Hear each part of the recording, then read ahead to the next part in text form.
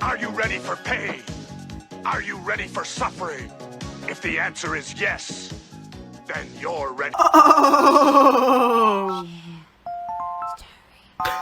People who like Cupid and cupcakes. No! That is not what it means, you stupid head! Oh! Well, they still like cupcakes, probably, right? Maybe, but everybody's different, alright? Alright. Well, what does this mean?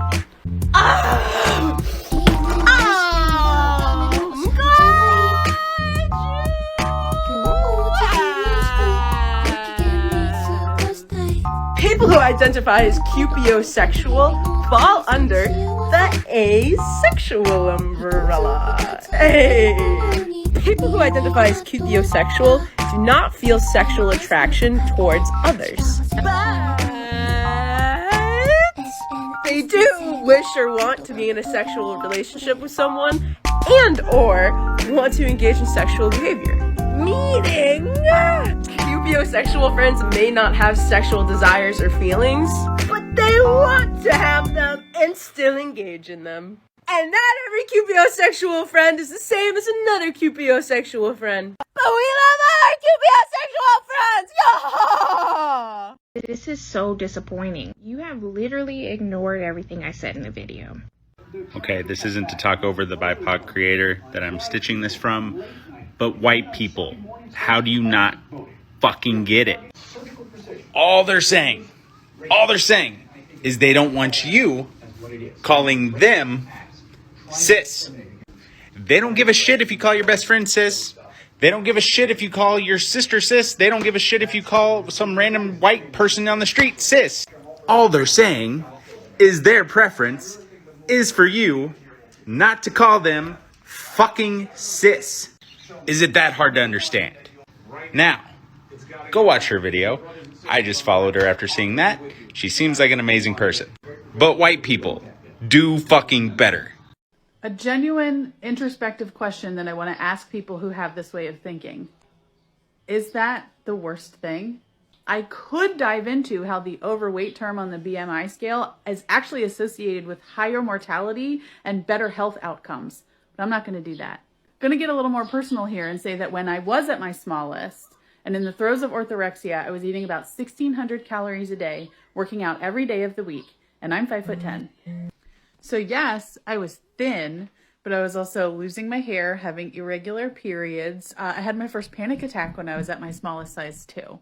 So the question becomes, do I maintain this lifestyle that arguably is breaking my body down, but it's making me thin? Or do I revisit what is actually healthy? Maybe your body is supposed to have 20 more pounds on it. So yeah, I put on about 30 pounds of body weight, but I also am much better off mentally and physically. You can't reclaim the F slur. I'm not reclaiming it. I'm using it as a slur. The following is a dramatization of actual events. The penny drops for the conservative right. Hans? Have courage, my friend. Yeah, Hans, I've just noticed something. These communists are all cowards. Have you looked at our caps recently? Our caps? The badges on our caps. Have you looked at them? What? No. A bit? They've got skulls on them. Have you noticed that our caps have actually got little pictures of skulls on them? I don't, Hans, are we the baddies? Let's see. We should be able to hold them at this point here, at least for a few hours. And why skulls, then? What? Why skulls? Well, maybe they're the skulls of our enemies. Maybe. But is that how it comes across? I mean, it doesn't say next to the skull, you know, yeah, we killed him, but trust us, this guy was horrid. Well, no, but... I mean, what does skulls make you think of? Death, cannibals, beheading, pirates. Pirates are fun. I didn't say we weren't fun, but fun or not, pirates are still the baddies. I I just can't think of anything good about a skull. What about pure Aryan skull shape? Even that is more usually depicted with the skin still on. Whereas the Allies... No, you haven't been listening to Allied propaganda. Of course they're going to say we're the bad guys. But they didn't get to design our uniforms. And their symbols are all, quite nice. Stars, stripes, lions, sickles. What's so good about a sickle? Well, nothing. And obviously, if there's one thing we've learnt in the last 1,000 miles of retreat, is that Russian agriculture is in dire need of mechanization. Tell me about it. But you've got to say, it's better than a skull. I mean, I really can't think of anything worse as a symbol than a skull. A rat's anus? Yeah, and if we were fighting an army marching under the banner of a rat's anus, I'd probably be a lot less worried, Hans.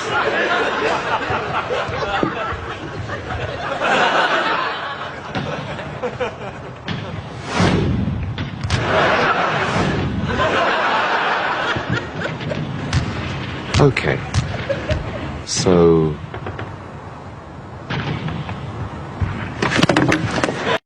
Teachers, we have to find a better way to talk about critical race theory in our classrooms. I keep seeing the whole, well, it's not taught in K-12 education. It's a college course. It's not taught. Like, technically you're right. But what we know is that the right is lumping in anything that has to do with equity, inclusion, anti-racism, and so on under an umbrella term of critical race theory. And when they do that, they can find plenty of evidence on the internet or in their own kids' schools about where a teacher is discussing anti-racism or just teaching true history, and they're saying, look, see right there, the CRT. And then when we come back with, that's not CRT. CRT is not being taught in K-12 schools, and we just keep parroting the it's not line. We look like idiots. And it's not our fault that we look like idiots, because they're the idiots, but we still look like it to them. So we need better talking points about this, because just saying we're not teaching it in K-12 isn't working. A fictional character is a perfect example of healthy masculinity. The Body Improvement Club from Mob Psycho 100. Let me explain. Mob Psycho 100 is one of my absolute favorite animes, but instead of talking about this guy, I want to talk about this guy. See, he's the head of the Body Improvement Club, a group of middle schoolers. Yep, totally average-looking middle schoolers. An intimidating group of bodybuilders, obsessed with training non-stop. They are, however, an inclusive group, allowing anyone who wants to join, including little Shigeo. They welcome Shigeo with open arms, even though Shigeo mostly holds them back. But not once do they complain about Shigeo's lack of athleticism. They accept him for who he is. They even accept the toxic male character of Onigawara when he wants to join and better himself. They hate fighting, seeing it as a waste of their talent, and only reach that point when it's absolutely necessary. The Body Improvement Club is inclusive, supportive, non-violent, and hyper-masculine. They are the best. I got a Karen message from an actual Karen. Just wait for it. Okay, so Karen starts out with these nice words about my new novel, Lost Coast Literary. She likes the setting, the characters, blah, blah, blah. But it's really when we get into the second paragraph here that we get into it, don't we, Karen? So she would like to express a few concerns. The first being that she did not feel that I should include the issue of white privilege or anti-racism, really, in the book, let's be clear. And then the second, in her lowly opinion, that's what I love, that she's actually like calling herself out pretty much, that I should also have not used any curse words in the novel. So this is a first for me in terms of a Karen actually sending me a Karen message, but I feel like I'm sort of on point. Like, if I'm making the Karens of the world a little bit uncomfortable with my writing, then maybe I'm doing my job right. Freddy, you're supposed to be on lockdown. Freddy, you're supposed to be on lockdown. Me. People thinking that Africa is one nation. It is the waving of the Confederate flag like you didn't lose the battle and telling us to get over slavery. It is people saying that black people destroy neighborhoods but forgetting that white people destroyed continents. It is every time I have to break up my plight, some white man is telling me that I'm crazy but is kind enough to praise my English or say that we are all given the same opportunities when he has a family history of wealth and I don't even even know my family history at all. It is the justification of police brutality, like what that person do. Well, I'm sure it doesn't hurt as much when the victim doesn't look like you and is throwing out a qualified applicant because their name sounded too African American. Is Newports imported into black communities, but black boys exported for weed. It is big plastic acids called fat when we naturally have them. It is an Australian woman whose new classic of rap music. It is everyone who hears this poem dismisses all this truth I just spit. That is white privilege.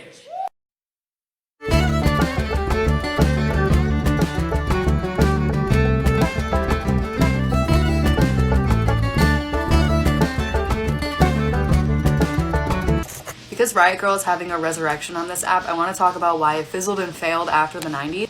And like other punk subcultures, this was because they had an infestation of prejudiced people. Just like there are Nazis that claim they're punk and white supremacists that claim they're metalheads, there are TERFs and racists that claim they're Riot Girls. So right now is an important time, if you're a Riot Girl, to preach about intersectionality.